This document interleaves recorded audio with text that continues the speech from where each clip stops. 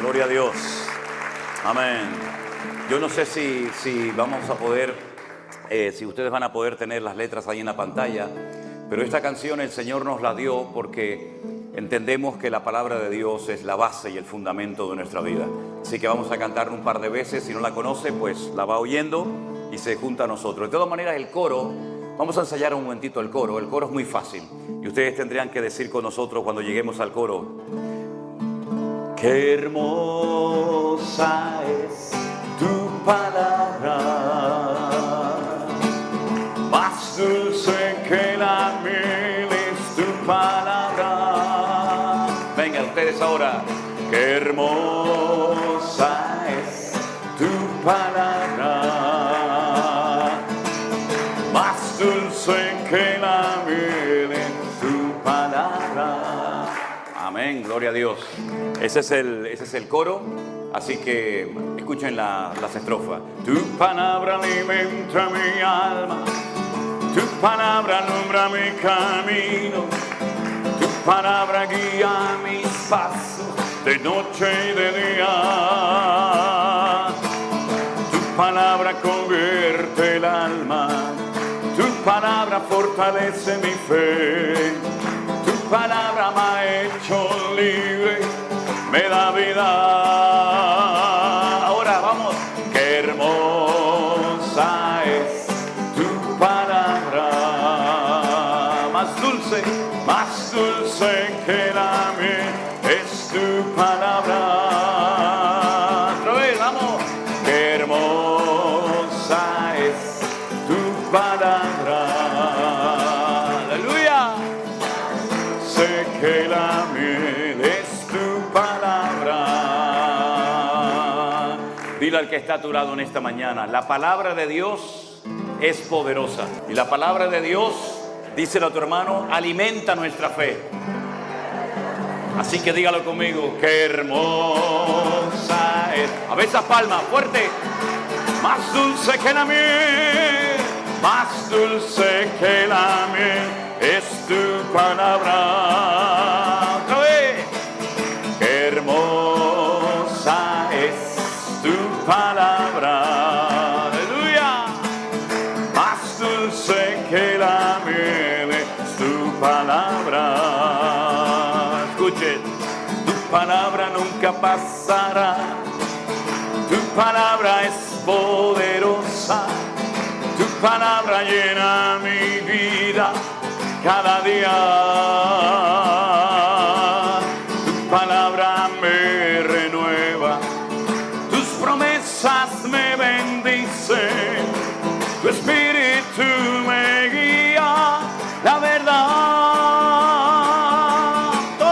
Qué hermosa es tu palabra, es más dulce que la miel.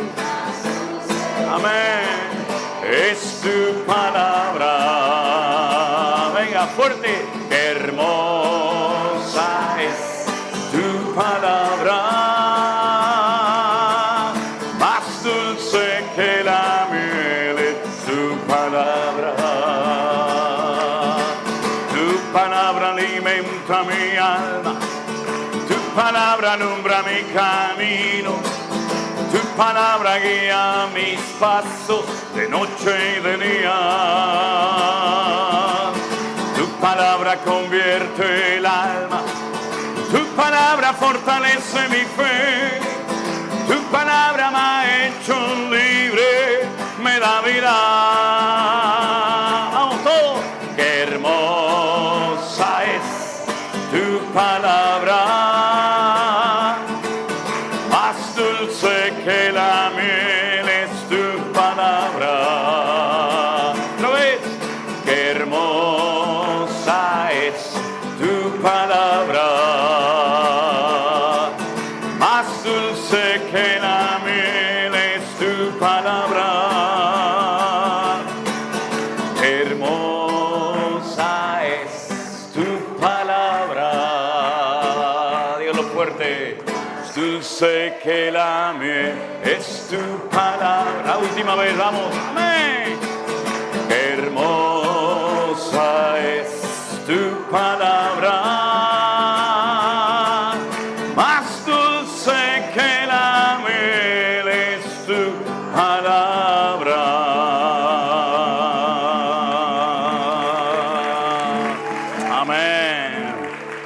Gloria a Dios.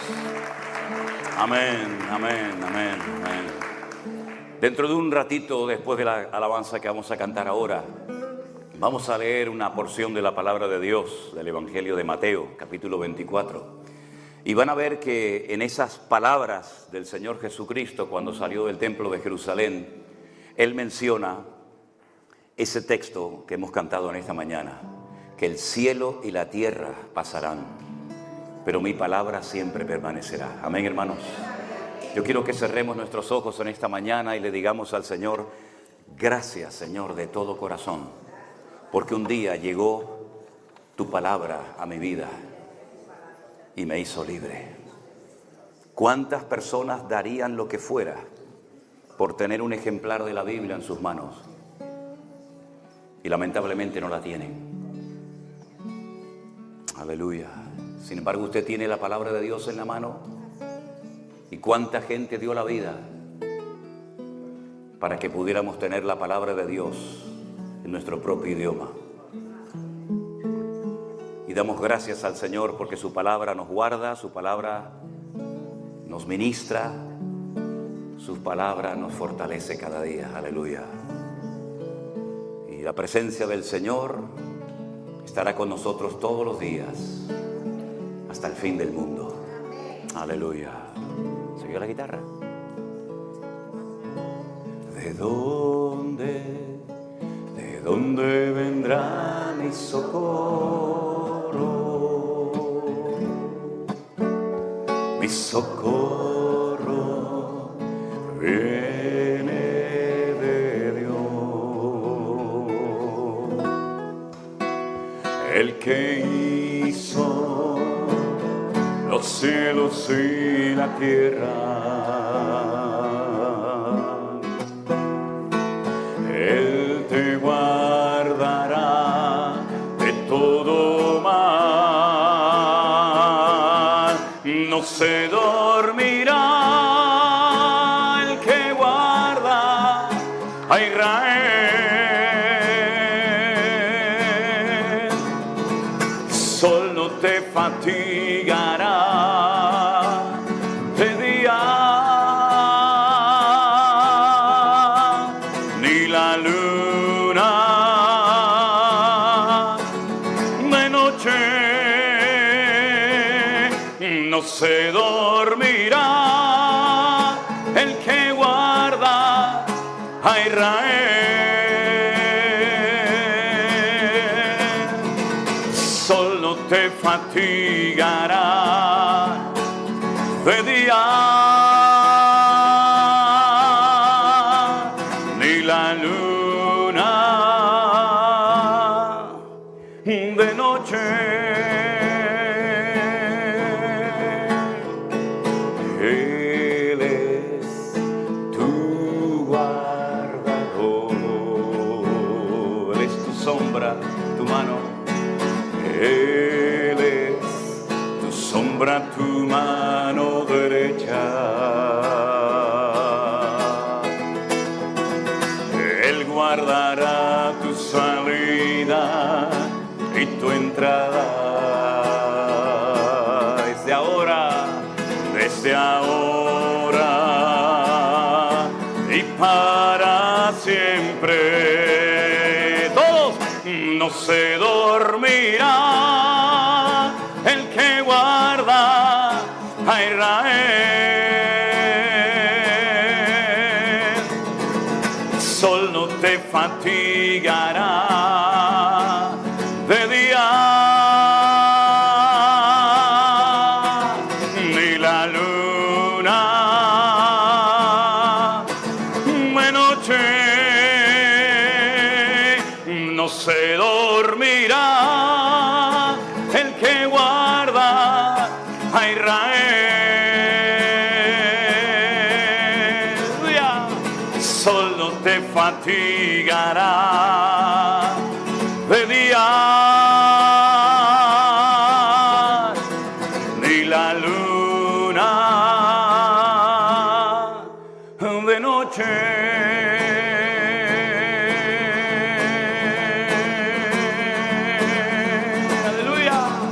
Dale ese fuerte aplauso al que vive. Amén. No se dormirá el que guarda a Israel. Aleluya. Ni la luna de noche,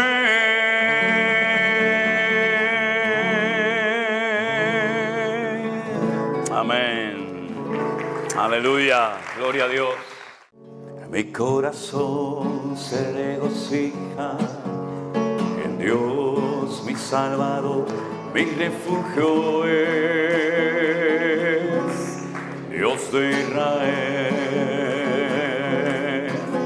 Él me dio lo que le pedí, respondió a mi oración este pobre clamor, y Él me oyó. Mi corazón se regocija en Dios, mi Salvador, mi refugio es el Dios de Israel.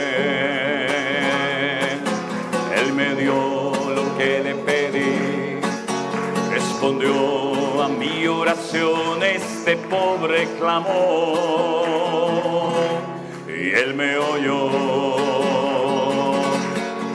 Y todo el mundo podrá ver que mi Dios tiene el poder. Yo le doy gloria a Él, yo le doy gloria a Él.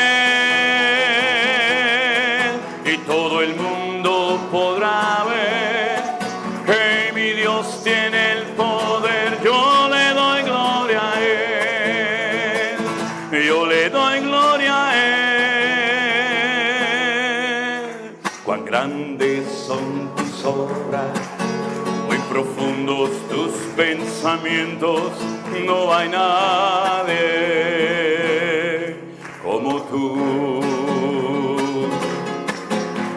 Caerán a tu lado 1000 y 10.000 a tu diestra, mas yo te libraré y te guardaré. Y todo el mundo podrá ver que mi Dios tiene el poder. Yo le doy gloria a Él, yo le doy gloria a Él. Y todo el mundo podrá ver que mi Dios tiene el poder. Yo le doy gloria a Él, yo le doy gloria a Él. Y todo el mundo podrá ver que mi Dios tiene el poder. Yo le doy gloria a Él, yo le doy gloria a Él.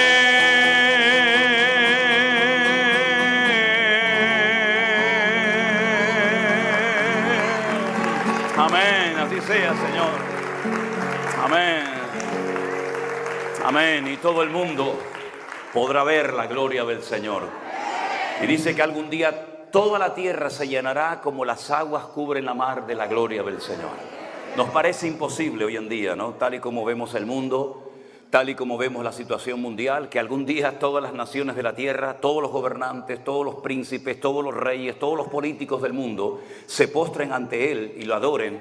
Pero eso es lo que dice la Biblia que va a ocurrir. Y esa es nuestra esperanza, que las cosas van a cambiar. Claro, antes de que cambie y veamos toda esa gloria del Señor a nivel universal, a nivel mundial, esto se va a poner muy interesante, ¿no? Y vamos a ver cosas tremendas. Pero el objetivo es que algún día se establezca la gloria, el reino de Dios sobre la faz de la tierra y toda rodilla se doble, toda lengua confiese que Jesucristo es el Señor, para gloria de Dios Padre. ¡Aleluya! Y todo el mundo podrá ver fuerte que mi Dios tiene el poder. Yo le doy gloria a Él, yo le doy gloria a Él. Otra vez. Y todo el mundo podrá ver que mi Dios tiene el poder. Yo le doy gloria a Él, yo le doy gloria a Él.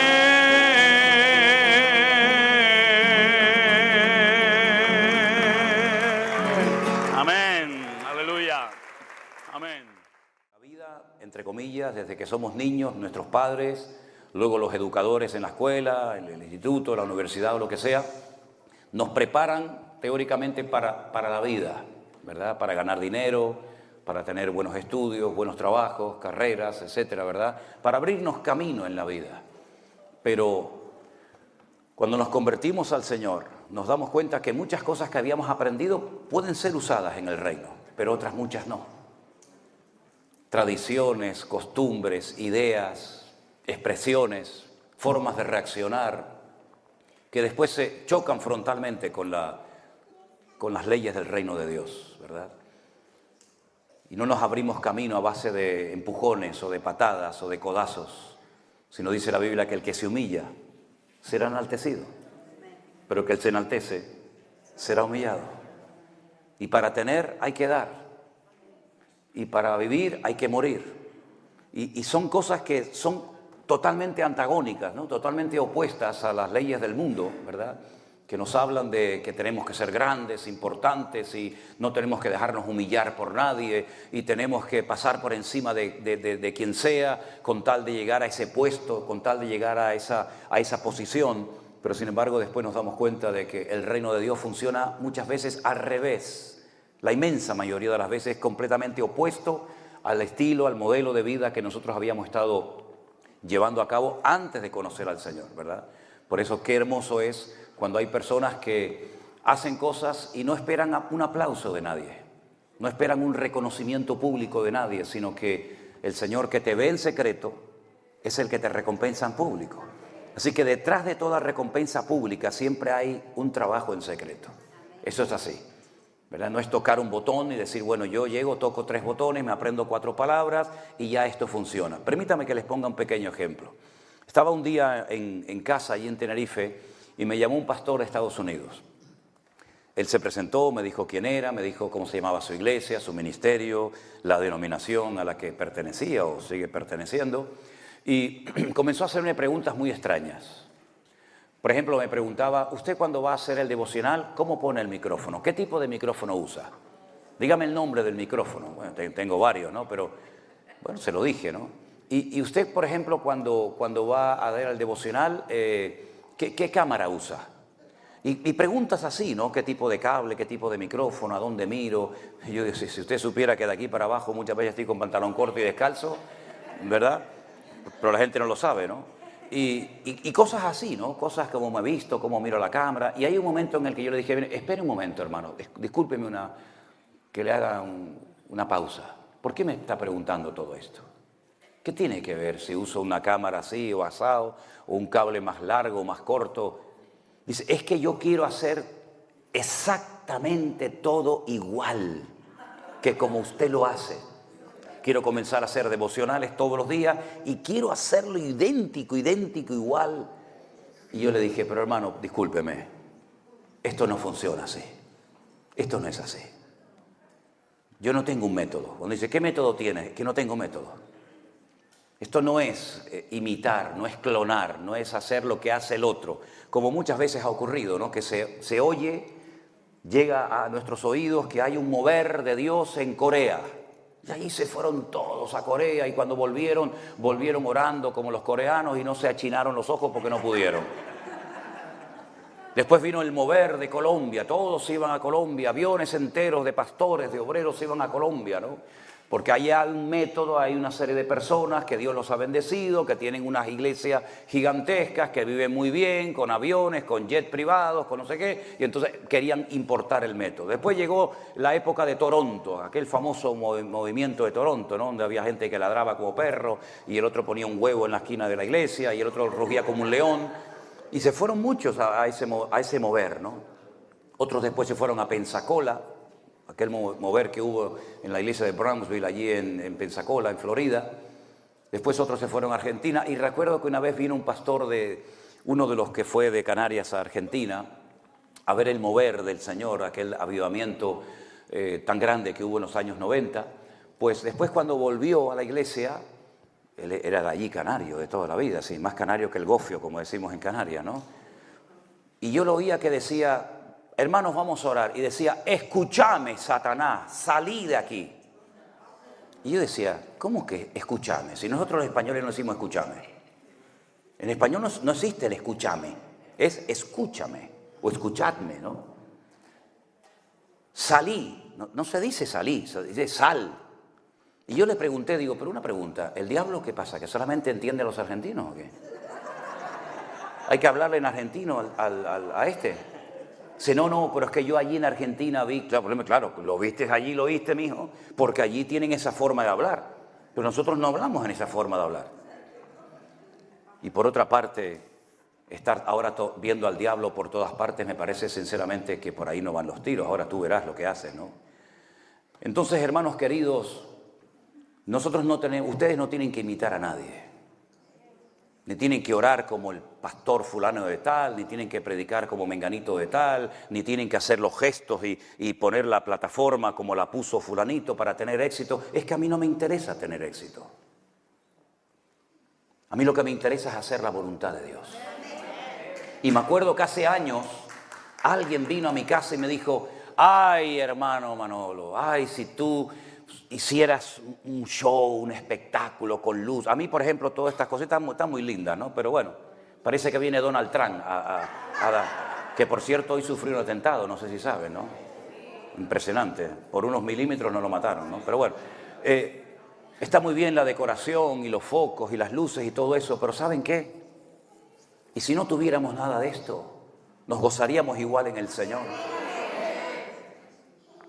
Porque yo estuve una vez en Cuba, he estado varias veces, pero la primera vez que estuve en Cuba, yo entré a una iglesia que no tenía ni equipo de sonido, ni instrumentos, ni luces, ni nada. Y entré a las 6 de la tarde y salí a las 8 de la mañana. Solamente me pasó una vez en mi vida. Toda la noche cantando, alabando a Dios, predicando. Terminábamos de predicar, seguíamos alabando a Dios, hasta que al final ya a las 8 de la mañana ya no dábamos más. Y allí no había ni la 10ª parte de lo que hay en la mayoría de las congregaciones hoy en día. Pero sin embargo había algo que hoy en día en muchas iglesias no está, que era la presencia de Dios. Entonces, no caigamos en el error de pensar que porque ya tenemos la bendición de Dios, porque no toda prosperidad viene de Dios. Hay gente en el mundo, satanistas, ateos, que tienen mucho más dinero que todas las iglesias evangélicas del mundo juntas. Y esa prosperidad y esa bendición no ha venido precisamente del corazón de Dios. Por lo tanto, no confundamos tener con ser. El problema es que hay un refrán por ahí que dice, tanto tienes, tanto vales. Una de las preguntas que generalmente se suelen hacer entre pastores es, ¿cuánta gente tiene usted en su iglesia? Y una vez le dije a uno, ¿y a usted qué le importa? Parece como que, ay, tiene 1000, este es un tipo importante. Tiene 20, este no. ¿Pero qué estamos hablando, hermanos? Por un alma, el Señor movilizó a Felipe de un avivamiento espectacular en Samaria y se lo lleva al desierto para ganar a uno. Muchos quieren dejar lo pequeño para ser grandes, importantes y reconocidos. Sin embargo, es todo lo contrario. Entonces, que el mundo no moldee nuestra forma de ser, ni de ministrar, ni de predicar. Usted lo que tiene que hacer es lo que Dios le diga que haga, ni más ni menos. Ser fiel al Señor, gozarse en las cosas del Señor. Y si el pastor de la esquina tiene 5,000 y su iglesia tiene 20, gloria a Dios, yo bendigo al hermano y que el Señor le dé 5,000 o 20,000 personas más. No trabajar con miedo, porque hay gente que en el ministerio trabaja siempre con miedo. No vean en internet a este hombre, no vayan a esos cultos, no tengan contacto con nadie, porque tienen miedo a perder a la gente, como si la gente fuera de ellos. Hermano, vea lo que quiera, yo le puedo aconsejar, pero yo no soy el dueño de las almas, yo no soy el dueño de las ovejas. Y ministrar y estar en la obra de Dios con miedo es terrible, no se puede vivir con miedo. Es que ahora hay una iglesia allí que está creciendo, la mía no crece, no vamos a contar nada, no vamos a decir nada para que la gente no compare. Hermanos, por favor, tenemos que ser fieles en lo poco y gozarnos con los 10, con los 5. Yo estuve meses predicando a sillas vacías. Y la gente me decía, este hombre está loco. ¿A quién le predica? Bueno, me da igual, pero era mi obligación estar allí el jueves y yo predicaba y fue la época en la que más gente nos vio y nos escuchó. En otras palabras, queridos hermanos, no busquemos la pompa, el reconocimiento, el aplauso de la gente, porque eso es tan efímero y tan falso que el que hoy te levanta al altar, mañana te crucifica. El que hoy te dice, ay, el pastor es no sé qué y no sé cuánto, mañana ese mismo te traiciona y se va con otro. Yo he aprendido, hermanos, a no enamorarme de la iglesia, sino a enamorarme del Señor. Porque hay gente que como no tiene nada en la vida, su identidad es lo que tienen, no lo que son, pues tienen que tener y tener y tener y tener. Y en el momento en el que no tienen, en el momento en que llega y nadie te saluda, nadie te dice, ay pastor, buenos días, se sienten mal. Pero nosotros hemos sido aceptados en Cristo y no necesitamos ni aplausos, ni focos, ni reconocimiento humano, porque todo lo que mi vida necesita para ser feliz y tener estabilidad emocional y espiritual, ya lo tengo en Cristo. Yo estoy completo en Cristo y tú también, mi querido hermano. Estamos completos en el Señor. Y si usted nunca tiene una iglesia de 1000, no pasa nada. Es más difícil pastorear 20 que pastorear 1000. Ahora bien, yo creo que uno de los grandes problemas que ha experimentado la iglesia de un tiempo a esta parte es el desapego de la palabra de Dios. Yo me acuerdo que en mi época, cuando yo me convertí, todo creyente iba con la Biblia a la iglesia, todos los creyentes, todos. Sin embargo, yo veo en muchas congregaciones que ya muchos creyentes vienen sin la Biblia al culto. Y cuando le digo, hermano, ¿es su Biblia? Dice, no, la traigo aquí en el teléfono. Digo, bueno, está bien, espero que la lea. Pero es que hay algunos que ya ni siquiera la leen, sino que buscan y dicen Mateo 24, pum, dan al play y hay un señor allí que le lee Mateo 24. Digo, pero qué relajo es este, qué cosa es esta. Yo quiero en esta mañana llevarles a la palabra del Señor porque ustedes han venido a escuchar palabra de Dios, ¿sí o no? Pues la van a escuchar. Mire, yo tengo una costumbre que es generalmente el último mensaje que doy en un sitio, y en este caso es hoy. Yo siempre hablo de los acontecimientos finales, que es un tema que a mí me ha apasionado prácticamente desde los primeros días de mi conversión. Cuando yo estuve en una escuela bíblica hace muchos años y me gradué en mayo de 1981, la mayoría de ustedes no habían nacido, esto fue en el siglo pasado, teníamos a un maestro que nos enseñaba lo que se llama escatología, cosas sobre Daniel, Apocalipsis, las profecías y todo esto. Y yo recuerdo que cuando terminaba la clase todos se iban corriendo y yo me quedaba con él horas y horas hablando y preguntándole cosas. Tengo que admitir que muchas cosas que le pregunté a aquel gran maestro que decían que era de las cosas escatológicas, muchas veces no me dio respuestas. Nunca me dio respuestas a muchas preguntas que le hice. Porque el problema es que mucha gente que se ha criado toda la vida en una misma iglesia, y no digo esto en plan de crítica, sino simplemente a modo de ilustración. Gente que se ha criado toda la vida en un mismo ambiente, digamos, evangélico, espiritual, en una misma denominación. Muchas veces la gente cree cosas porque en su denominación o en su iglesia se ha enseñado eso, pero no han llegado a la conclusión de lo que predican por sí mismos, sino que en su denominación o en su iglesia hay como una especie de presión invisible que te impide salirte de la norma. ¿Por qué? Porque si dices, esto ya no es negro, esto es gris, cuidado que te llaman y te dicen, hermano, usted está enseñando cosas que nosotros no creemos. Y muchas veces me he encontrado con gente que en privado me dicen, yo estoy totalmente de acuerdo con esto, pero no lo puedo decir en mi iglesia porque si no me ponen en disciplina o me echan. Porque yo he notado que en la iglesia del Señor hay mucha gente valiente, pero también hay mucho cobarde. ¿Qué le parece? Y hay muchos pastores cobardes que tienen miedo de predicar de ciertas y determinadas cosas porque se le va la gente.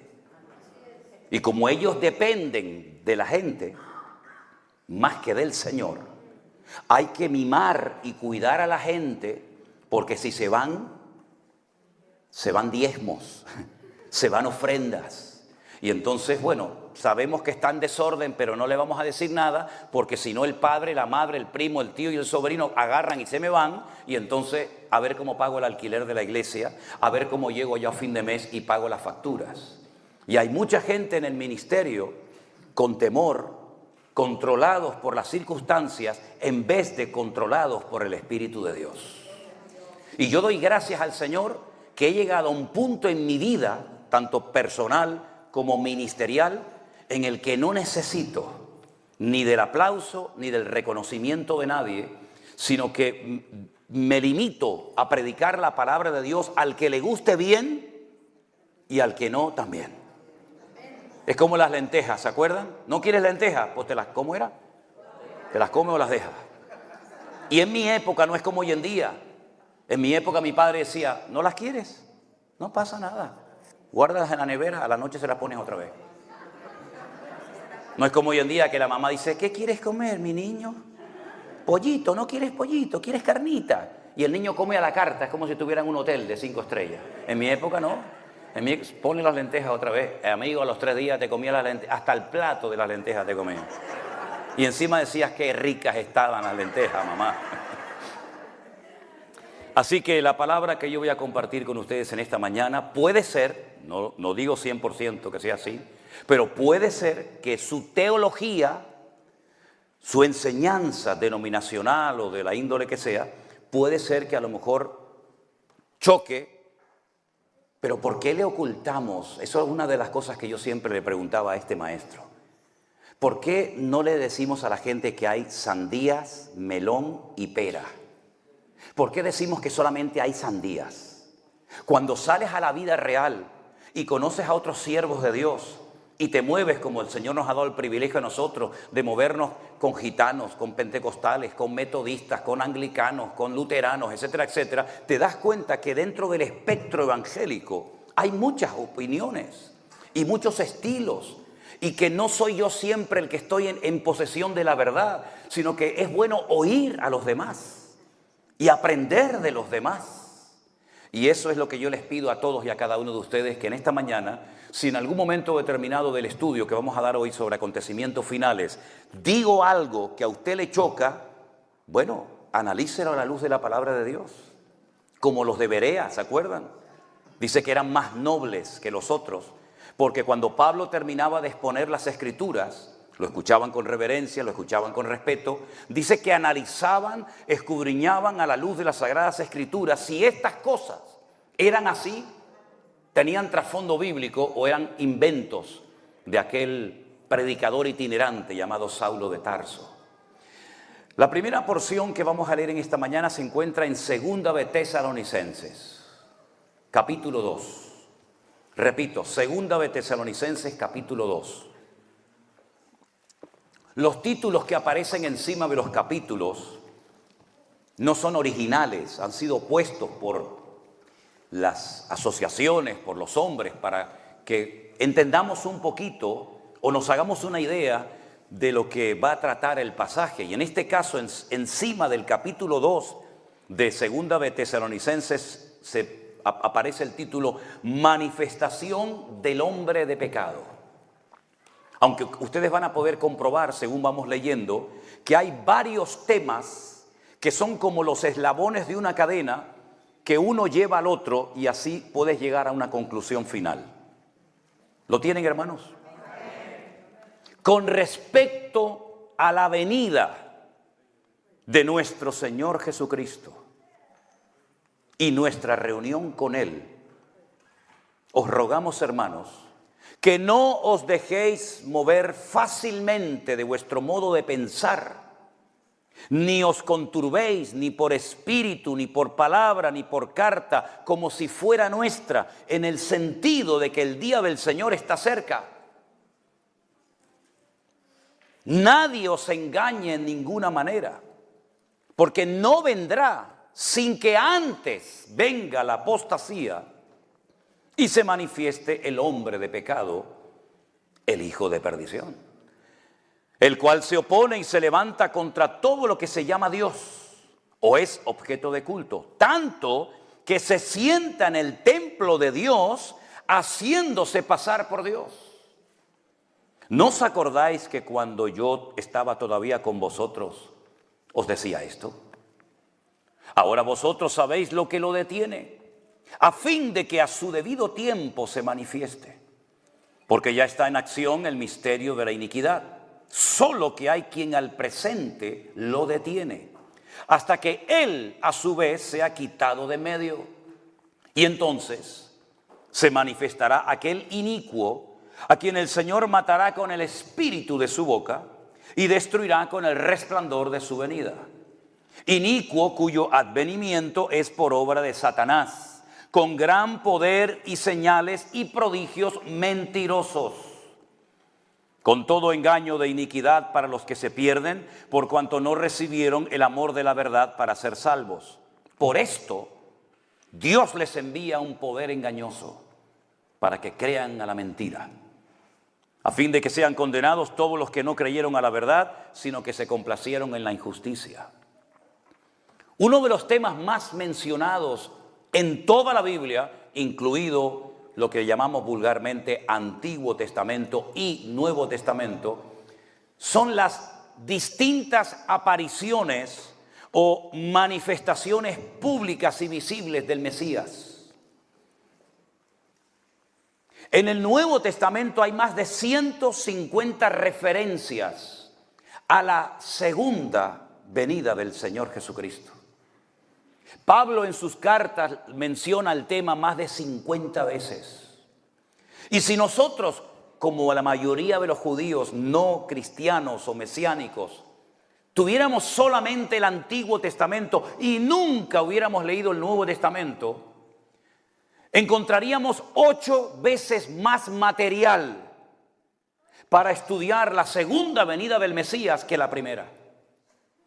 Es decir, no es un tema que se toca así superficialmente por encima y cuando lo quieres, estudiar o explicar, pues realmente hay poco que decir. No, todo lo contrario. Repito, es uno de los temas más mencionados en toda la Biblia, la segunda venida del Señor Jesús o del Mesías. En el capítulo 24 de Mateo, que nuestro hermano Domingo ha leído los primeros 13 versículos, es muy interesante porque cuando uno está en Israel, sobre todo en la ciudad de Jerusalén, yo agarro la Biblia por ese capítulo y se observan cosas que estando fuera de ese contexto geográfico no podemos observar o entender. Y es que dice la Biblia que cuando salieron del templo, ahora ustedes imagínense que allí a mi lado izquierdo, al derecho de ustedes, está el monte Moriah, donde estaba el templo de Jerusalén. Al otro lado, enfrente, hay otro monte. De ahí dice la Biblia que como Jerusalén tiene montes alrededor de ella, así está el Señor alrededor de su pueblo desde ahora y para siempre. Hay muchos montes y todos tienen nombre y mucha historia en Jerusalén. Repito, aquí estaría el monte Moriah, donde estaba el templo, donde Abraham subió a sacrificar a Isaac tiempo atrás. Y aquí enfrente estaría otro monte, que sería el monte de los Olivos. Y entre uno y otro hay un barranco, un torrente que se llama el famoso torrente del Cedrón. Dice la Biblia que cuando Jesús salió del templo allí en el monte Moriah, los discípulos le comienzan a enseñar las maravillas del templo, porque realmente el templo en aquel momento era espectacular. 40 años había tardado Herodes en ampliar el templo y en hacerlo cada vez más hermoso. Y ellos están orgullosos de su templo, de lo que en aquel momento era el Bet HaMikdash, o la casa santa de Dios. Y entonces el Señor, al ver que ellos están tan orgullosos de su templo, le dice el Señor a sus discípulos algo que los rompió totalmente, los descolocó y les dijo: ¿veis todo esto? Observarlo bien, porque no quedará aquí piedra sobre piedra que no sea destruida. Dice que estando en el monte de los Olivos, es decir, tuvieron que descender todo el torrente del Cedrón, adentrarse dentro de otro monte, y allí en el monte de los Olivos, probablemente en el huerto de Getsemaní, que está allí también, dice que varios de sus discípulos, solamente un evangelio nos dice quiénes fueron de los 12, Pedro, Jacobo, Juan y Andrés. Llamándolo aparte al Señor, le dijeron: Señor, ¿cuándo será todo esto que nos acabas de decir? ¿Y qué señal habrá de tu venida y del fin del siglo? Y gracias a esa pregunta que le hicieron estos 4 discípulos al Señor, tenemos todo el capítulo 24, que es un capítulo extraordinario, pero comprimido.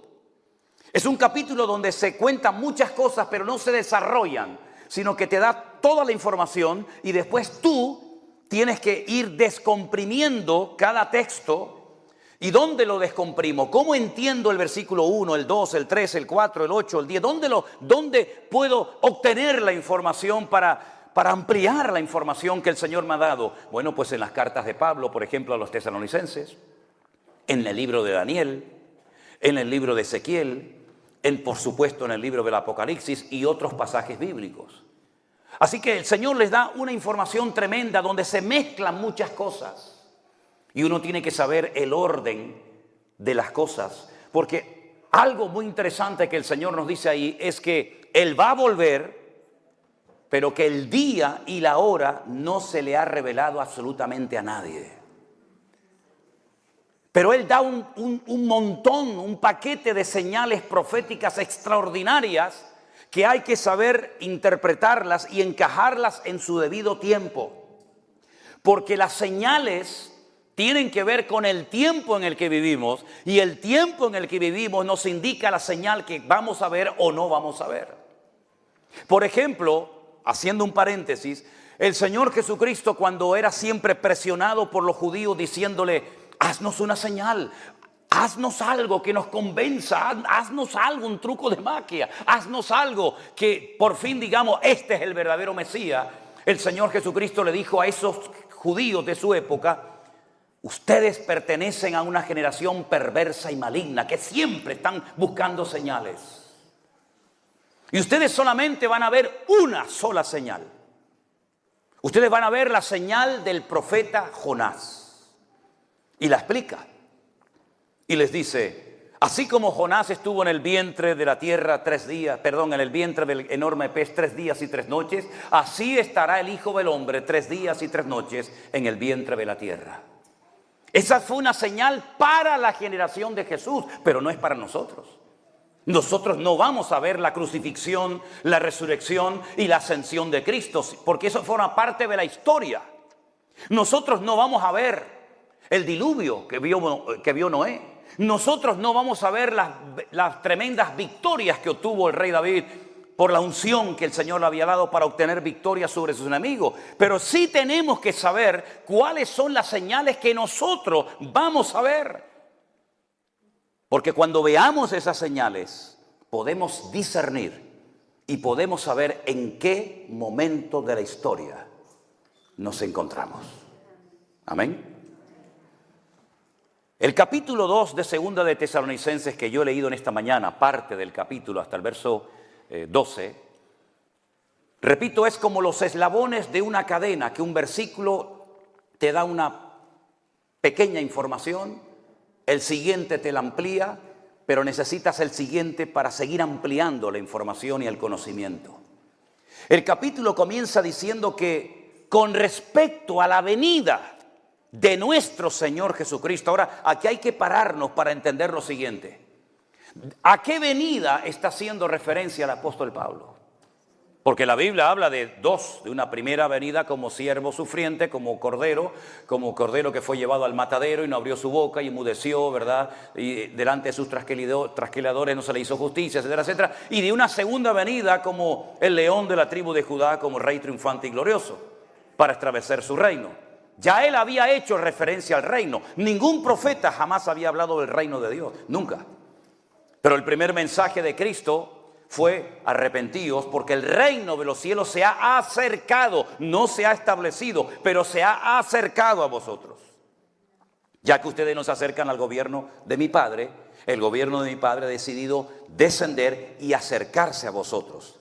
Y para formar parte de ese reino, ustedes tienen que arrepentirse, convertirse, ¿verdad? Y aprender a vivir y a comportarse en ese reino. Y la constitución de ese reino, las normas, el patrón de conducta de ese reino, la constitución está en Mateo 5, 6 y 7, que es el famoso Sermón del Monte, ¿verdad?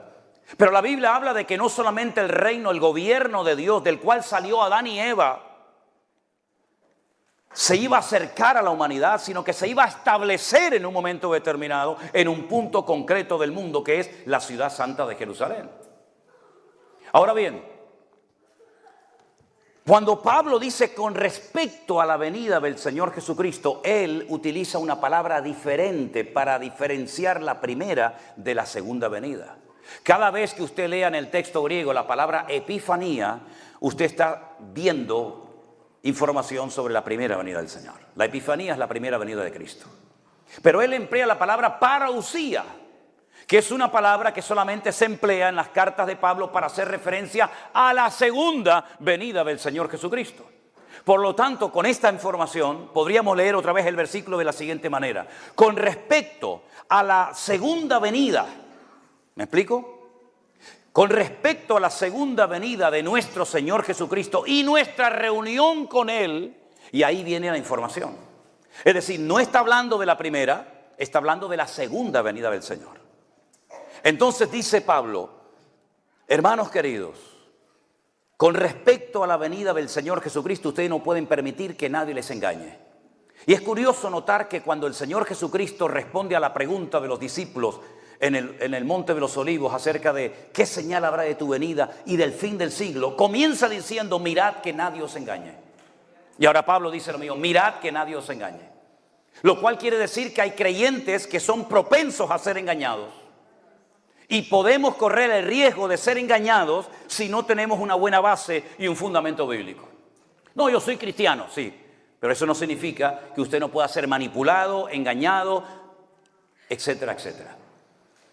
La única manera de no ser engañados y de no ser arrastrados por la corriente de este mundo ni por falsas doctrinas que vendrán y se introducirán encubiertamente en las congregaciones es conociendo las Sagradas Escrituras.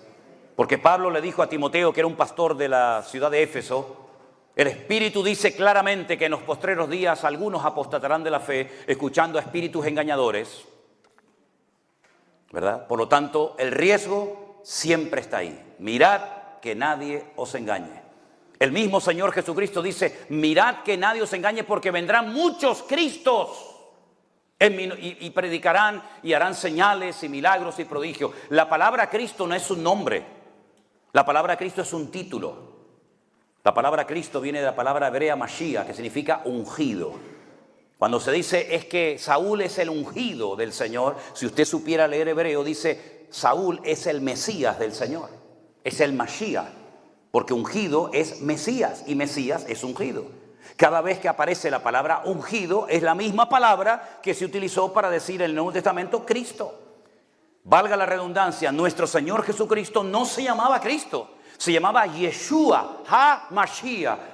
El Cristo, el ungido, se llama Yeshua, que es el que salva. Por lo tanto, cuando el Señor dice, vendrán muchos Cristos, está diciendo, cuidado porque aparecerán en el horizonte muchos falsos ungidos. ¿Y cuántos falsos ungidos y cuántas falsas unciones se han introducido en las congregaciones?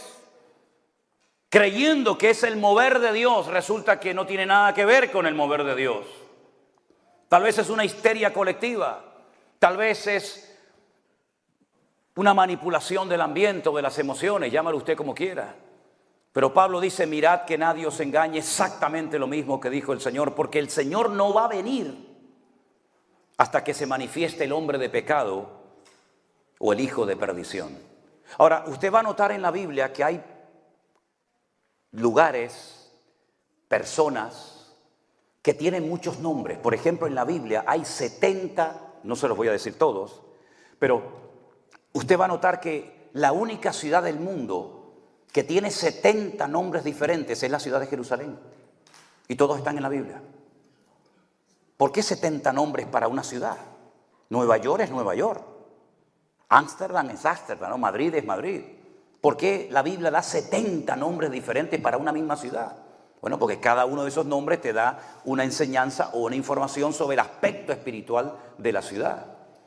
¿Por qué, por ejemplo, a Dios se le llama Elohim, se le llama Adonai, se le llama Yahvé, se le llama Rafa y tantos nombres? Es el mismo Dios. ¿Por qué al Señor Jesucristo se le llama Alfa y Omega, Príncipe de Paz, Cordero de Dios, ¿verdad? Alfa y Omega, bueno, ya lo he dicho, ¿verdad? ¿Por qué se le da tantos nombres? Para que conozcamos la esencia del Mesías. ¿Por qué al Espíritu Santo se le llama Espíritu de vida, Espíritu de adopción, Consolador, Espíritu de verdad? ¿Por qué tantos nombres? Bueno, porque cada uno de esos nombres se nos da una información. Con el anticristo o este personaje político siniestro que ha de aparecer en los últimos tiempos, que se va a levantar de aquí del continente nuestro, se le llama cuerno pequeño, hijo de pecado, hijo de perdición, hombre de pecado, inicuo, anticristo. Y hay un montón de nombres para definir a la misma persona. Y cada uno de esos nombres te revela algo de su esencia o de su naturaleza, ¿verdad? El Señor Jesucristo dice que tiene que venir, pero no va a aparecer hasta que se manifieste el hombre de pecado o el hijo de perdición. Miren, vamos a hacer una prueba. Me la voy a jugar. Me la voy a jugar para los que me están mirando con lupa y diciendo, voy a ver por dónde va este hombre. Te lo voy a poner más fácil para que después, si quieres, me critiques. Hoy el Señor Jesucristo no va a venir. Ya está, me la jugué. Esto está grabado y usted lo puede ver cuando quiera. Hoy no va a venir el Señor Jesucristo, ni hoy nos vamos a ir con Él. Imagínese que viniera. Entonces, cuando lleguemos a la gloria, te tendré que pedir perdón. Hermanos, perdone, me equivoqué. Pero aseguro categóricamente que hoy no va a venir el Señor Jesucristo. Si cuando usted llegue a la noche, se acuesta en la cama, recuerde que este predicador español dijo en un púlpito públicamente que hoy Jesucristo no iba a venir, ni hoy la iglesia se iba a ir con el Señor. Demen de plazo hasta las 12 de la noche, ¿le parece? Demen de plazo hasta las 12 de la noche. Es decir, nosotros tenemos que saber en qué momento de la historia nos encontramos. Porque Pablo dice, hermanos, Cristo va a venir, el Cordero va a venir, todo ojo le verá, toda rodilla se doblará, pero no vendrá hasta que se manifieste el anticristo, el hijo de perdición, el hombre de pecado, el inicuo. No se preocupen. Y la pregunta es, ¿ya se ha manifestado este personaje? No, señor, no se ha manifestado. Bueno, yo he oído que el rey de España ahora que está, que era el anticristo, que Bukele, el presidente de El Salvador, era el anticristo, que en mi época se decía, ¿se acuerdan aquel presidente de Rusia, Gorbachev, que tenía ¿cómo era? Como un lunar. Ah, mira la marca de la bestia, ahí está el anticristo. Gorbachev se murió y no era el anticristo. ¿Podemos reconocer nosotros al anticristo? Podemos decir, este es el anticristo. Claro que lo podemos reconocer. Porque si no, ¿cómo voy a saber quién es? Hay miles de datos del anticristo, miles. Pero tal vez el más importante es cómo se va a llamar. Porque el idioma hebreo es un idioma alfanumérico. Cada letra coincide con un número y cada número coincide con una letra. Es decir, si lo hiciéramos en castellano, en español, la A es el 1, la B es el 2, la C es el 3, la D es el 4 y así sucesivamente.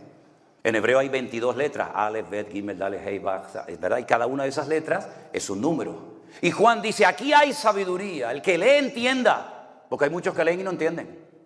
Pero Juan dice, aquí hay sabiduría, el que lee entienda. El número de la bestia es 666. ¿Qué te está diciendo? Que el nombre suma 666. Si no suma 666, ese señor no es el anticristo. Un dato tremendamente importante, ¿no les parece? Por lo tanto, nosotros no podemos caminar más tiempo en ignorancia. A mí se me parte el corazón cuando hay muchos hermanos que me dicen, hermano, pastor, yo nunca en mi vida he escuchado en mi iglesia un estudio del libro del Apocalipsis o del libro de Daniel. Y a mí me han confesado pastores, yo no hablo de este tema porque no entiendo nada. Que una vez yo le dije a uno en Barcelona, le dije, ¿no te da vergüenza?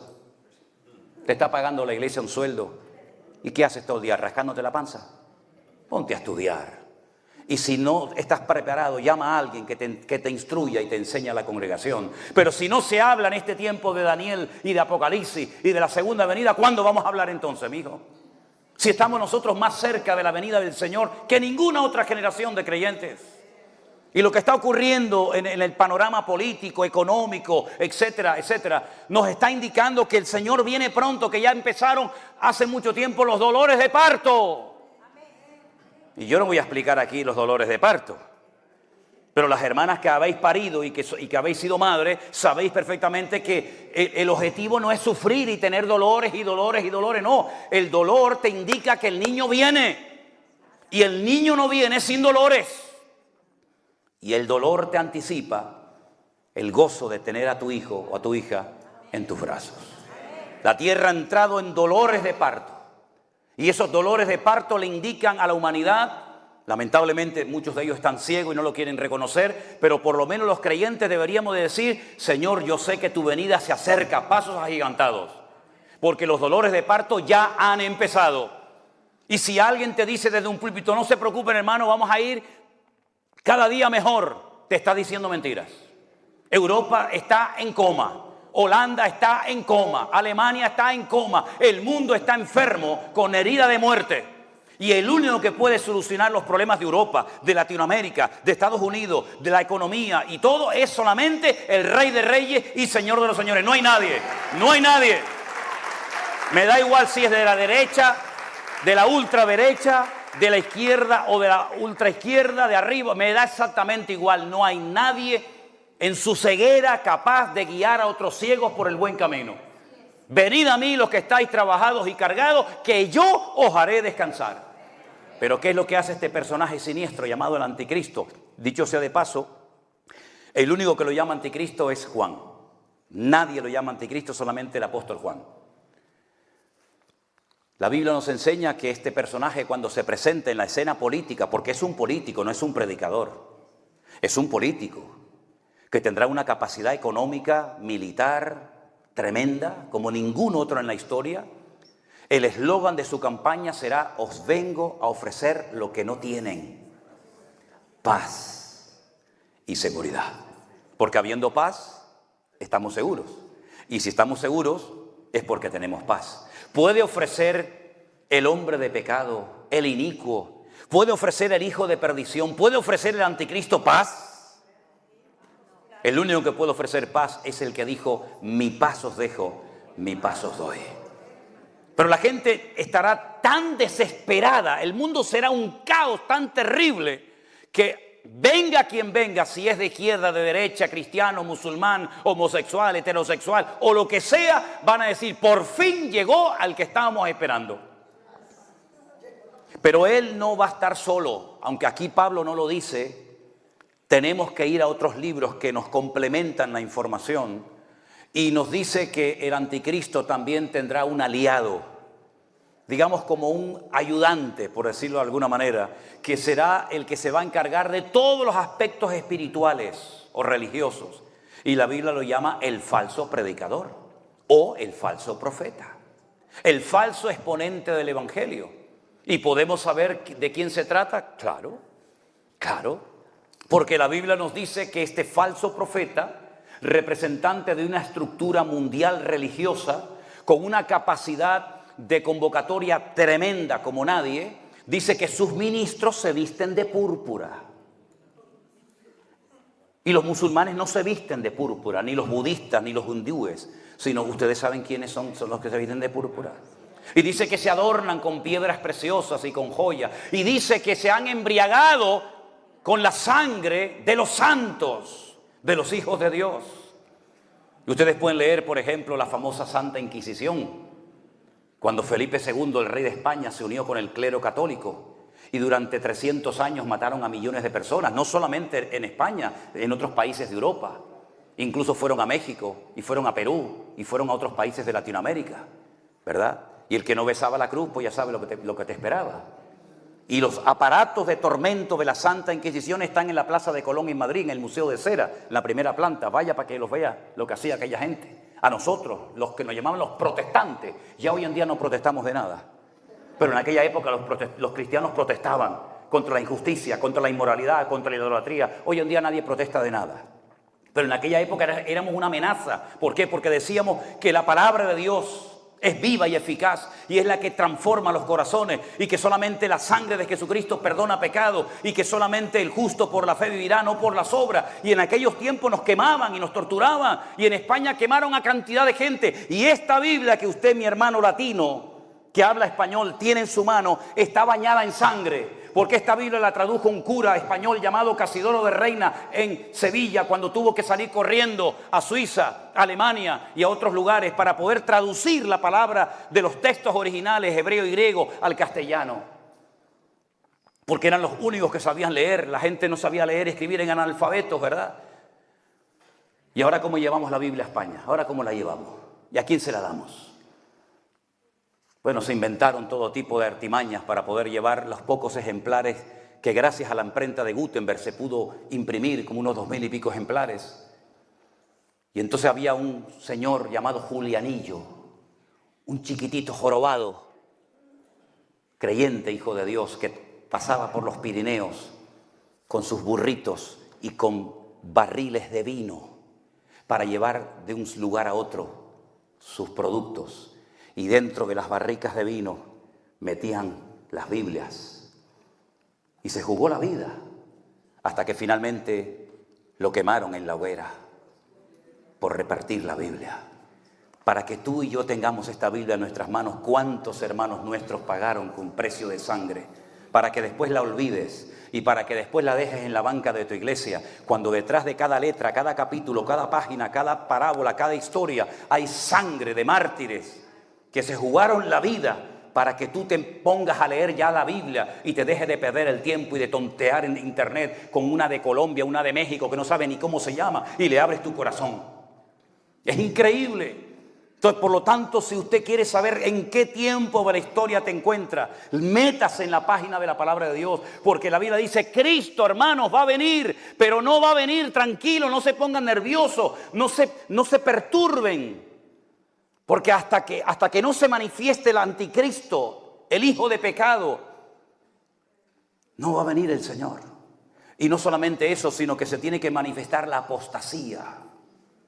¿Y qué es la apostasía? La apostasía es la anarquía espiritual, la pérdida de valores. Ya todo es relativo, nada es absoluto. Si a ti te apetece, si a ti te agrada casarte con tu gallina, pues te casas con la gallina, no pasa nada. Eso es ser moderno, eso es ser europeo. Pero eso de respetar al padre y a la madre, no. En la época nuestra, cuando los adultos hablaban, los niños se callaban. Oye, es al revés. Cuando el niño habla, los abuelos se tienen que callar porque está hablando el niño. ¿Verdad? En nuestra época, nuestros padres nos miraban, ¿sí o no? Los que ya tenemos una cierta edad, ¿sí o no? ¿Se acuerdan ustedes de aquella mirada? Muchachos, aquello no era ni WhatsApp, ni Facebook, ni Instagram. Aquello era tremendo. Aquello viajaba más rápido que la velocidad de la luz. ¿Te miraba tu padre así?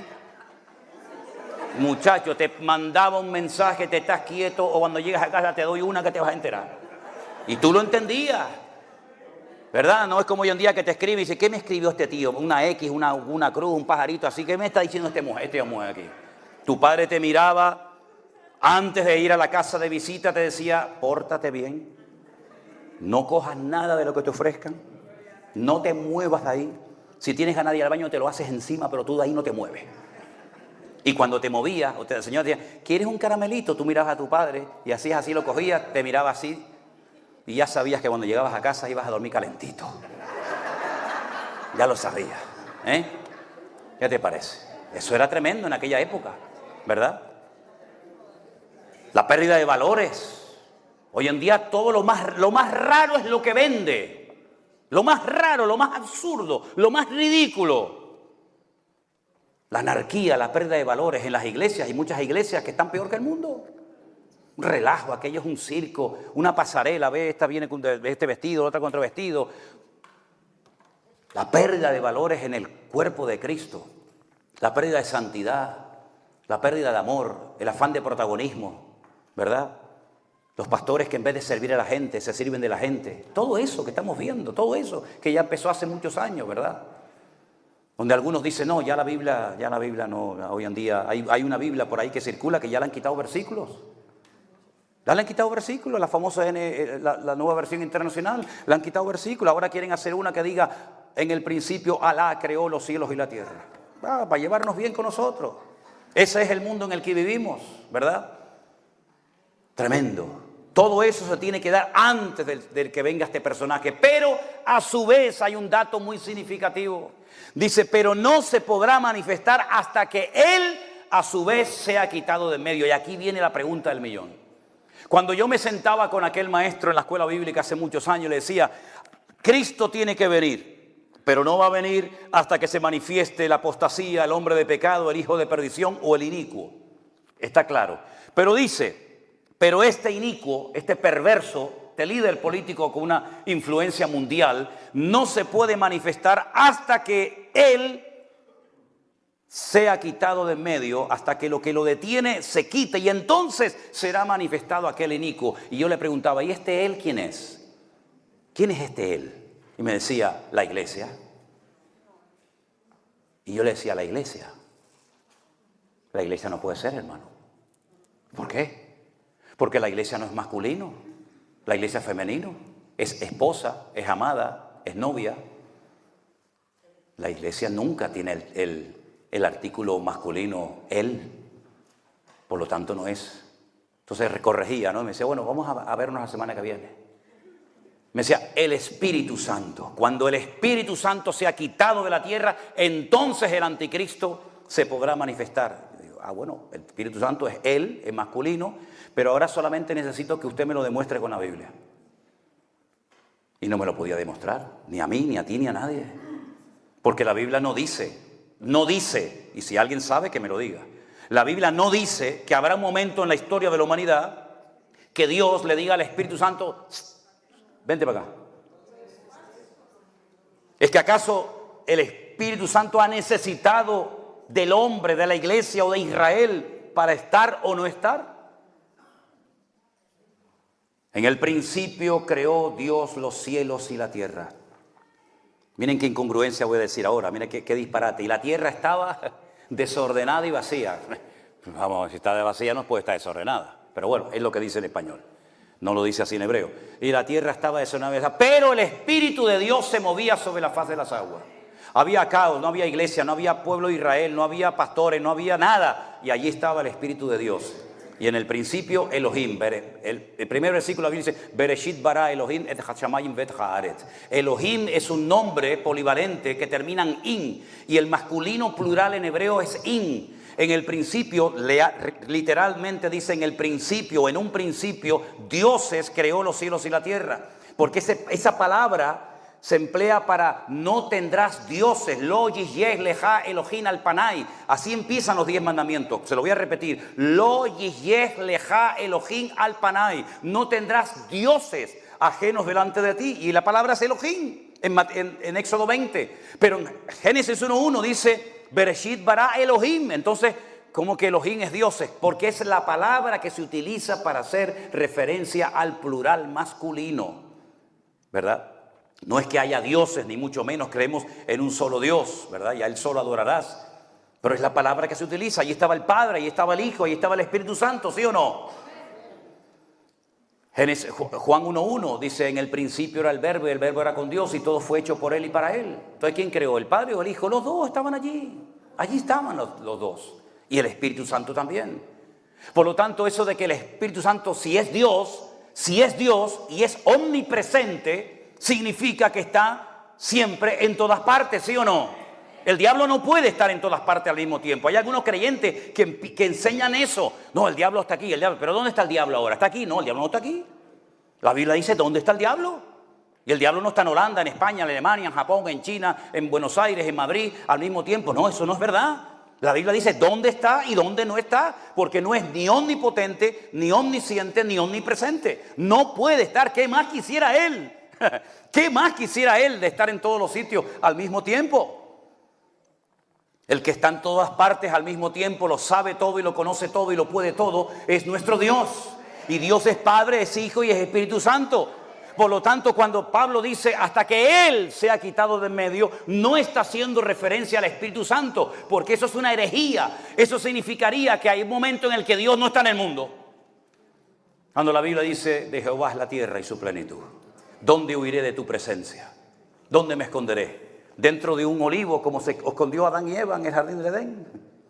¿Dentro de un barco como se escondió Jonás, que se quería ir a Tarsis, a España? Allí me voy a esconder y Dios no me va a encontrar. ¿Dónde huiré de tu presencia, Señor? Cuando toda la tierra le pertenece al Señor y la controla.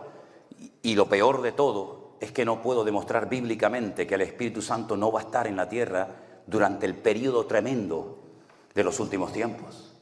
Lo que pasa es que para poder justificar esta postura, un cura, no un pastor evangélico, no un reverendo, un apóstol, no, un cura católico, estudiando en su monasterio él por su cuenta Daniel y Apocalipsis, llegó él por su cuenta y riesgo en el siglo XIX, principios 19, a la conclusión de que la Santa Madre Iglesia Católica y Apostólica no estaría en la tribulación.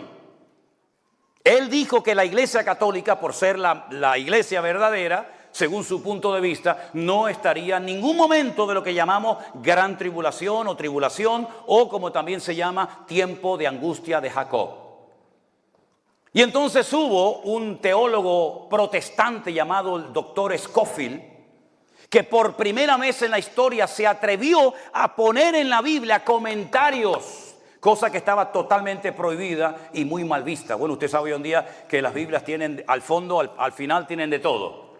Tienen de todo, tienen mapas, tienen pesos y medidas, tienen opiniones de fulano, de mengano. En aquellos siglos eso era muy mal visto. La Biblia no tiene que tener nada más que la Biblia y nada más. Hoy en día es casi imposible encontrar una Biblia que no tenga nada de ese comentario, ¿no? Scofield puso en su Biblia, que se llama la Biblia de Scofield, él puso que la iglesia evangélica, no la católica, como había dicho el cura, que la iglesia evangélica no estaría en lo que llamamos gran tribulación. Claro, esto cayó, lo dijo Scofield. ¿Te dan cuenta el problema de decir amén a todo? ¿Se dan cuenta de que cuando levantamos a un hombre demasiado, creemos que todo lo que dice es correcto? Eso cayó, hermanos, de maravilla, porque claro, ¿quién quiere ser aquí perseguido? ¿Hay alguien que esté orando para ser perseguido, torturado, encarcelado, quemado, descuartizado? ¿Hay alguien así? No, nadie. Si el Señor permite que nos maten como mártires, pues Dios nos dará las gracias para poder soportar. Pero si puedo evitarlo, lo evitaré. ¿Sí o no? Hay momentos que hay que quedarse y hay momentos que hay que salir corriendo. Pero claro, sentó muy bien dentro del círculo evangélico decir, mira, el señor Scofield, wow, que es un gran teólogo, dice en su Biblia que la iglesia no pasará por la gran tribulación. Y esto cayó también en muchas denominaciones, que hasta el día de hoy en muchas iglesias, como se te ocurra decir a ti, que la iglesia puede ser que esté en una parte de la tribulación, te excomulgan o te ponen en disciplina. Sin embargo, luego te llaman por teléfono o te escriben y te dicen, pastor, yo estoy de acuerdo con esto, pero no lo puedo enseñar porque son cobardes.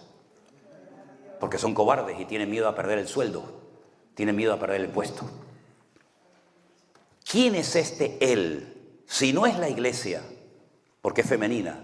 Si no es el Espíritu Santo, si no es como alguien dijo el Imperio Romano, ¿quién es este él? Porque Pablo, mira lo que dice aquí, dice, vosotros sabéis lo que lo detiene. Versículo 7. Ya está en acción el misterio de la iniquidad, solo que hay quien al presente lo detiene hasta que él a su vez se ha quitado de medio. Pero vosotros sabéis lo que lo detiene. ¿Cómo es posible que gente que llevaba 3 semanas de convertido, ya sabían? Y hay pastores y hay creyentes que llevan toda la vida en la iglesia y no saben responder a esta pregunta. El lugar donde más tiempo Pablo estuvo ministrando fue en Éfeso, después en Corinto. Pero donde menos tiempo estuvo, porque tuvo que salir corriendo, fue en Tesalónica. Y miren el nivel, fíjense, el nivel de enseñanza que daba Pablo a los tesalonicenses, que les habla de temas que hoy en día algunos dicen, mi madre, yo no me entero de nada, yo no sé nada de este tema. Ellos sabían incluso que estaba deteniendo la manifestación del anticristo. Lo sabían. Pero yo les voy a decir lo que dice la palabra de Dios. ¿Están de acuerdo? Vengan conmigo al Antiguo Testamento. A lo mejor muchos de ustedes ya esto lo saben. A lo mejor otros dicen, yo no había oído esto en mi vida. Bueno, pues está bien, así aprendió algo. En el libro de Daniel, que es el Apocalipsis del Antiguo Testamento, el libro de Daniel es el Apocalipsis del Antiguo Testamento. De hecho, hay cosas que para poder entenderlas del Apocalipsis hay que entender el libro de Daniel.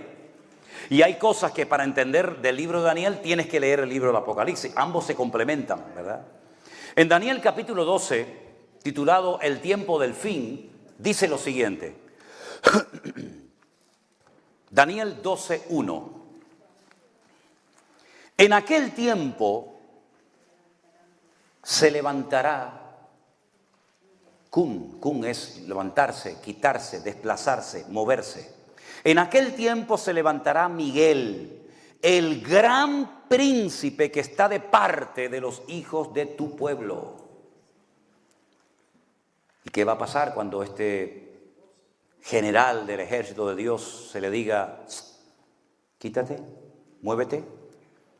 Pues dice que será tiempo de angustia, cual nunca fue desde que hubo gente hasta entonces. Pero en aquel tiempo será libertado tu pueblo y todos los que se hallen escritos en el libro. Muchos de los que duermen en el polvo de la tierra, de los muertos, serán despertados, unos para vida eterna y otros para vergüenza y confusión perpetua. Los entendidos resplandecerán como el resplandor del firmamento, y los que enseñan la justicia a la multitud como las estrellas a perpetua eternidad. Pero tú, Daniel, cierra las palabras y sella el libro hasta el tiempo del fin. ¿Cómo se te quedó el cuerpo, hermano? No cabe la menor duda de que el pueblo de Israel tiene sobre ellos una protección sobrenatural. Si no, sería imposible que ese pueblo todavía esté ahí y que exista. Imposible. Es un pueblo que no llega ni al 0,01%, ni de territorio ni de población mundial. Pero todos los días se habla en televisión de esa gente, de ese pueblo. Que si una guerra, que si atacaron, que si no atacaron, que si esto, que si aquello. Cientos de millones de árabes darían lo que fuera ahora mismo por destruir a ese pueblo. De hecho, en la mayoría de las constituciones de los países limítrofes, países que le rodean y de grupos terroristas, ¿verdad? En su carta magna dice que su objetivo es la destrucción y aniquilación del Estado de Israel. Lo intentaron los babilónicos, lo intentaron los medos persas, lo intentaron los griegos, lo intentaron los romanos, lo intentaron los cruzados, lo intentó Adolf Hitler en la Segunda Guerra Mundial, lo intentó todo el mundo, y todos los que intentaron destruirlo desaparecieron. No queda rastro de ellos. Y ellos siguen ahí, su bandera, con su himno, con sus tradiciones, con su menorá, con su talir, con sus costumbres. Ahí siguen. ¿Qué es lo que hace que este pueblo sea indestructible? Nadie puede con ellos. Desde que entraron en la época moderna, en 1947-48, que David Ben Gurión declaró la libertad del Estado moderno de Israel, han tenido 8 guerras. 8 guerras. Le han atacado por tierra, por mar, por aire, por la izquierda, por la derecha, por arriba, por abajo, por dentro. Y cada vez que hay guerra, pierden territorio los enemigos y siguen estando ellos ahí. Pero ¿qué es lo que tiene esta gente? ¿Qué es lo que tiene? Que a veces lanzan un cohete hacia allí y se da la vuelta y cae en territorio enemigo.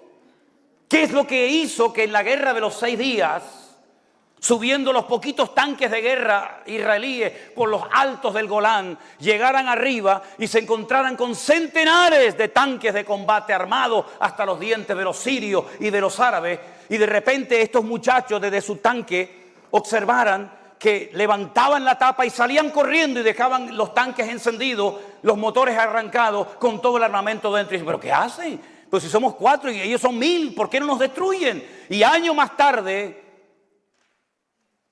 alguien contó, decir, ¿cómo nos vamos a huir? ¿Cómo nos vamos a huir? Si cuando ustedes subían por la montaña, una mano gigante les iban cubriendo y amparando. ¿Cómo nos vamos a huir si el que pelea contra ustedes pelea contra el Dios de Abraham, de Isaac y de Jacob? Es increíble, es increíble. Tiempo de angustia de Jacob, sí, mucho. Ahora Israel está como nunca la he visto. Llevo 22 años viajando todos los años, 2, 3, 4 veces a Israel. Y nunca he visto a Israel tan sacudida y tan dividida como está. Pero no podrá ser destruida por un motivo fundamental. Porque el que destruye a Israel demuestra o que Dios no existe o que Dios es un mentiroso. Porque Dios dice, no lo hago por vosotros, yo no lo hago por ustedes, que son los mejores de la tierra, no, lo hago por mí, lo hago por mi nombre. Porque Dios se ha empeñado, Dios ha dado su palabra y ha jurado por sí mismo que nadie podrá destruir a ese pueblo. Sacudido por aquí, por todo lo que ustedes quieran, hasta la altura de los frenos de los caballos llegará en el valle de Megido, en la batalla de Armagedón. Y estarán meses y meses enterrando muertos y años quemando armamento. Pero no podrán ser destruidos nunca. Porque el que destruye a Israel es como el que destruye a Dios. Y es una guerra con una connotación espiritual tremenda. ¿Quién puede más, este Dios o este Dios? ¿Saben cuántos cohetes han caído o han lanzado desde la franja de Gaza a Israel? ¿Saben cuántos cohetes están lanzando ahora mismo desde el norte contra Israel? Pero tan difícil es destruir a esta gente. Tan complicado es destruirlos. No es que sean invencibles humanamente hablando. Es que Dios ha empeñado su nombre y su palabra. Y esa es la pura realidad. Ahora llegará un momento cuando se pondrán las cosas muy complicadas. Muy complicadas. Cuando Estados Unidos le diga, ahí te quedas, amigo. Y cuando Europa, que ya lo ha hecho, porque no hay un continente más cobarde y más traidor que el de Europa, que hoy se pelean y mañana se van a comer juntos. Terrible, terrible, ¿no? Cuando Israel se vea sola y está siendo atacada por todas partes y las legiones, las hordas del anticristo vayan contra la ciudad de Jerusalén, apoyados desde el norte por Rusia, por China, por los países árabes y también por Europa. Y vayan más de 100 millones de personas a pelear contra Israel para tomar la ciudad del gran rey, la ciudad de Jerusalén. Dice la Biblia que tendrán que levantar su mirada al cielo. Porque el arca de Noé solamente tenía una ventana, mi hermano.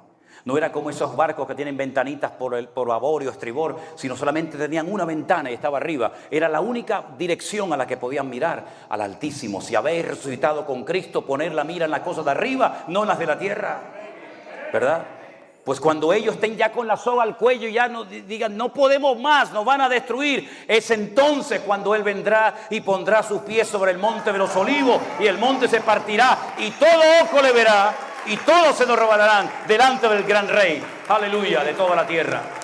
Ese es nuestro Dios. Entonces, mis queridos hermanos, a la iglesia nunca se le prometió no pasar por problemas. Eso es lo que algunos enseñan desde los púlpitos. Vengan al Señor, conviértanse y todos sus problemas desaparecerán. Falso, falso. Ya me gustaría a mí poder predicar así, pero estaría mintiendo, hermanos. El que quiera vivir, no sé cuántos quieren vivir piadosamente, pero dice la Biblia que el que quiera vivir piadosamente sufrirá persecución. O por el padre, por la madre, por el compañero de trabajo, por el vecino, por quien sea. Si tú quieres verdaderamente ser un hombre de Dios o una mujer de Dios, tarde o temprano se meterán contigo, mío. No seas un cristiano espía. No, nadie sabe en el trabajo que soy cristiano.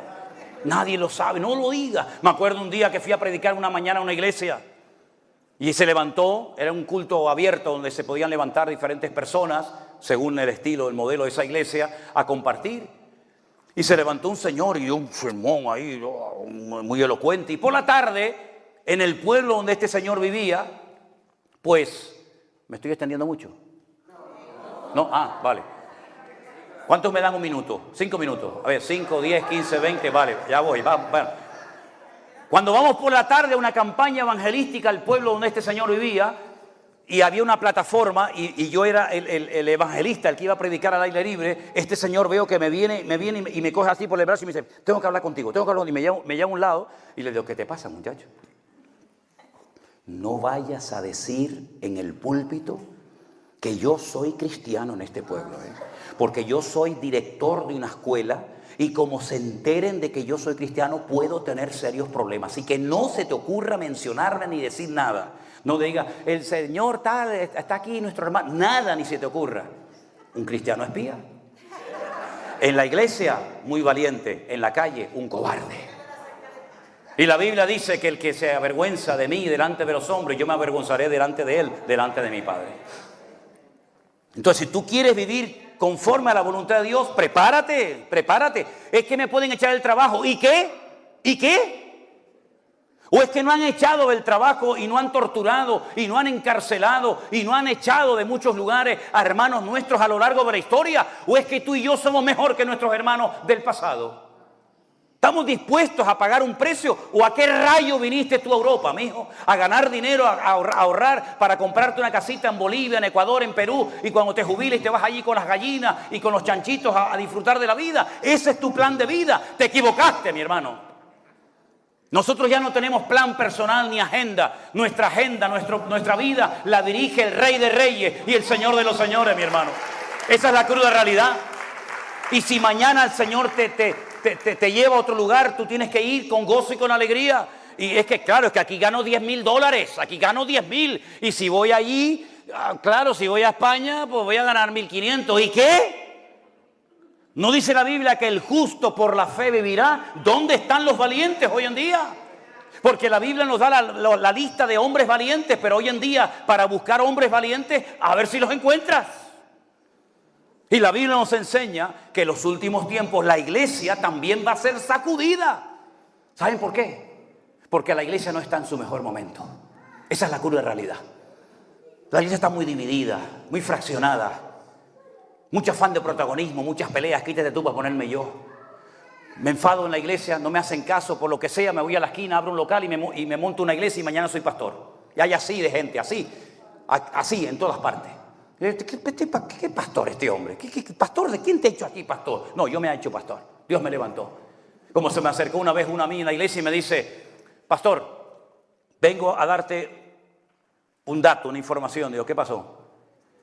Me dice, anoche estaba orando y el Señor me dijo que soy pastor y profeta. Y yo le dije, muy bien, me parece muy bien. ¿Y ahora qué quieres? ¿Qué quieres ahora? No, yo como soy pastor y profeta voy a abrirme mi propia iglesia. Y la abrió. Y así nos va. Por eso la iglesia, que tiene todavía tantas manchas y tantas arrugas, va a tener que ser sacudida, porque la Biblia dice que es hora de que el juicio empiece por la casa de Dios. Y yo me temo que aquí en Holanda el corazón de la iglesia y de ustedes pues es exactamente igual que si te vas a Guatemala, a España o a donde quiera que sea. Claro que la iglesia pasará por luchas y por pruebas. Pero la Biblia nos da un dato y es el último que comparto en esta mañana, porque de este tema podría estar hablando días y días. ¿Cuándo se producirá entonces ese encuentro con Cristo? Yo dije hace un rato, hoy no. ¿Se acuerdan que lo dije? De momento no ha venido. ¿Cuándo se producirá entonces ese encuentro? ¿La Biblia lo dice? Claro que lo dice. Claro que lo dice. Primera de Corintios capítulo 15, y esta es la última porción que les comparto en esta mañana. Primera de Corintios capítulo 15 es un capítulo monográfico, es decir, habla de un solo tema. No mezcla diferentes temas en el mismo pasaje, sino que es un capítulo que va desarrollando un tema central que es la resurrección. Lo que se conoce como la anastasis, la transformación como de gusano a mariposa, para que me entiendan. Primera de Corintios capítulo 15 es un capítulo muy extenso, pero yo voy a leerles los versículos 51 y 52. Repito, Primera de Corintios 15, versículos 51 y 52. Dice la palabra del Señor así: He aquí os digo un misterio. Algo que no se ha contado nunca, eso es la palabra misterio. Un secreto. Yo voy a revelarles un secreto. Y es el siguiente: no todos dormiremos, pero todos seremos transformados. Amén. En un momento, en un abrir y cerrar de ojos. ¿Cuándo? ¿Cuándo? A la final trompeta. Porque se tocará la trompeta y los muertos en Cristo, los muertos serán resucitados incorruptibles y nosotros seremos transformados. ¿Cuándo se produce esta resurrección? ¿Cuándo seremos transformados? ¿Cuándo nos reuniremos con el Señor? A la final trompeta. No lo digo yo, lo dice la Biblia. La pregunta es, ¿y esto de las trompetas qué tiene que ver? Porque el libro del Apocalipsis relata 21 juicios diferentes en 3 grupos de 7, 7 y 7. Empezando por el capítulo 6 de Apocalipsis, los 7 sellos, caballos que van cambiando de color, que todo eso tiene una explicación. Se habla del jinete, pero se habla a través del caballo. Terminan los 7 sellos y comienzan los 7 toques de trompeta. Terminan los toques de trompeta y comienza entonces las 7 copas de la ira, que es cuando marcan a la gente con la marca, ¿se acuerdan? Pablo dice, en un momento y en un abrir y cerrar de ojos, se tocará la trompeta y los muertos serán resucitados incorruptibles y nosotros seremos transformados a la final trompeta. Hasta que toque la última trompeta, tienen que pasar 7 sellos. Cuando terminan los 7 juicios o 7 sellos, empiezan otros 7 juicios más, hasta llegar al 7º toque de trompeta. Y es ahí donde dice Pablo que se producirá la resurrección de los muertos y nuestra reunión con Él, y viviremos por la eternidad con el Señor. Entonces usted tiene que leer a partir de hoy urgentemente el Apocalipsis, para saber de los 7 sellos cuántos ya se han producido, si es que se ha producido alguno, o se han producido todos. Y usted posicionarse y decir, cuidado, estamos aquí o estamos allá, y saber cómo comportarse. Pero como conclusión final de todo esto, por supuesto, Cristo viene pronto. Pero Él no retarda su promesa según algunos la tienen por tardanza, sino que es paciente para con todos, no deseando que ninguno perezca, sino que todos procedan al arrepentimiento. ¿Sabes por qué todavía no ha venido el Señor? No porque no tenga ganas, porque si nosotros tenemos ganas, unas veces más y otras veces menos, que Él venga, ¿cuántas ganas tendrá el Señor de encontrarse con nosotros? Amén, hermanos. Pero todavía le está dando oportunidad a muchos para que se arrepientan, para que se reconcilien con Él. Y si en esta mañana entre nosotros hay alguien que se ha enfriado, que se ha apartado de los caminos del Señor, vuelve a Cristo hoy antes de que sea demasiado tarde. Si alguien nunca ha recibido al Señor Jesús como su Señor y Salvador personal, hoy, aquí y ahora es el momento de arrepentirte de tus pecados y nacer de nuevo. Tal vez tienes una religión, como muchos dicen, yo soy católico. Otros dicen, no, yo nunca fui católico, pero fui protestante. ¿Y eso de qué sirve? ¿Cristo era católico? ¿Cristo era protestante? ¿Era pentecostal? ¿Era bautista? ¿Era metodista? No, era judío. No tenía nada que ver con esas religiones. Los latinoamericanos fueron o son católicos porque los españoles fueron a América y conquistaron aquellas tierras. Pero si en vez de ir los españoles hubieran ido los ingleses, hubieran ido los árabes, ustedes nunca hubieran sido católicos. Tú no elegiste la religión te eligió a ti, ¿verdad? No fue algo que tú tomaste de decir yo quiero ser católico o esto o aquello, sino te lo impusieron desde la cuna. Y cuando te bautizaron ni te acuerdas, ¿verdad? Ni te acuerdas de aquello, porque era por presión, no por convicción. Pero ahora el Señor viene y te dice, yo no te ofrezco una religión. Religión es religa, reluga, relegar, es del latín, atarse, volverse a atar, otra atadura más, otra cadena más. Cristo vino para traer libertad a los cautivos y vista a los ciegos y vida en abundancia. Por eso quiero que todos cerremos nuestros ojos en esta mañana. Y te vuelvo a preguntar, ¿qué vas a hacer con el Señor Jesucristo en tu vida y en tu corazón en el día de hoy? ¿Vas a acercarte a Él? ¿Vas a pedirle perdón por tus pecados? ¿Vas a decirle, Señor, perdóname, límpiame, Señor Jesús? Aleluya.